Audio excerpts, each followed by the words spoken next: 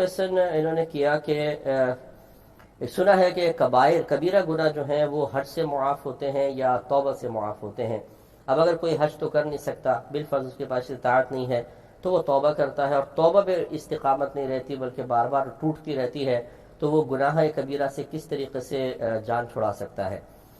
دیکھیں، مسئلہ یہ ہے کہ ہم بعض چیزوں کو اپنے لیے ناممکن تصور کرتے ہیں، حالانکہ اللہ تبارک و تعالیٰ نے واضح طور پر قیامت تک کے مسلمانوں سے خطاب کرتے ہوئے ارشاد فرمایا، یا ایھا الذین آمنوا ادخلوا فی السلم کافہ، اے ایمان والو اسلام میں پورے پورے داخل ہو جاؤ.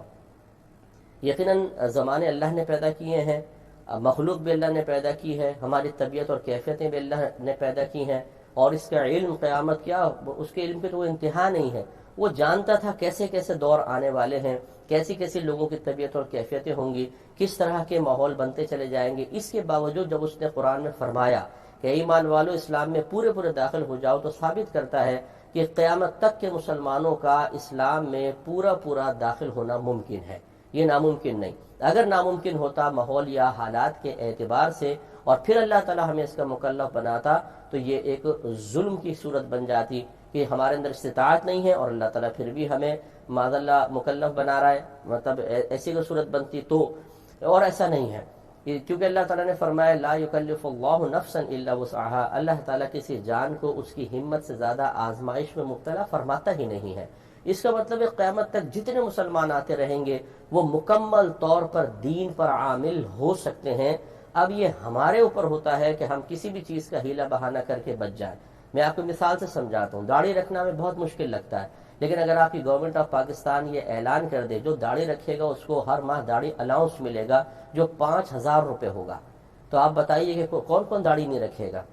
اب حالات جائیں بھاڑ میں، بیوی مانتی ہے مانے نہ مانے، بچے راضی ہوتے ہیں نہیں ہوتے، ہر مہینے 5,000 اور 12 پنجے 60,000، سالانہ 60,000 روپیہ داڑھی کا. اور اگر یہ اعلان کر دیں کہ جو داڑھی میں فوت ہو جائے گا اس کو داڑھی کی پینشن بھی ملتی رہے گی 1,000 روپے مہینہ، تو بس پھر تو آپ دیکھیں کوئی بھی ایک بغیر داڑھی والا نظر نہیں آئے گا. اب کیسے حالات بدل جائیں گے، اب کیسے سوچ بدل جائے گی، اب کیسے آپ حالات کو شکست دینے میں کامیاب ہو جائیں گے، اب کیسے آپ شیطان کو دور کر کے اپنے نفس پر غالب آنے میں کامیاب ہو جائیں گے، اب سوچ کیسے بدل جائے گی.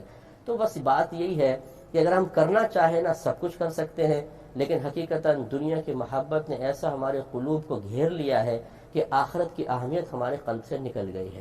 ہم دنیا کے لیے سب کچھ کرنے کے لیے تیار ہیں، تانے گالیاں اور ہر طرح کی مشقت برداشت کرنے کے لیے تیار ہیں، لیکن دین کے لیے ہم نہ تانا سننے کے لیے تیار ہیں، نہ کوئی مشقت برداشت کرنے کے لیے تیار ہیں، نہ دین کے ساتھ وفاداری کا ثبوت دینے کے لیے تیار ہیں. تو خلاصہ کلام یہ ہے، میں اتنی بات اس لیے کہہ رہا ہوں کہ گناہ کبیرہ سے بچنا کوئی مشکل نہیں ہے، ہمت کرنی ہوگی. ہمت کریں گے تو انشاءاللہ اللہ تعالیٰ سب کچھ آسان کر دیتا ہے. مختصر سے بریک کے بعد دوبارہ آتے ہیں.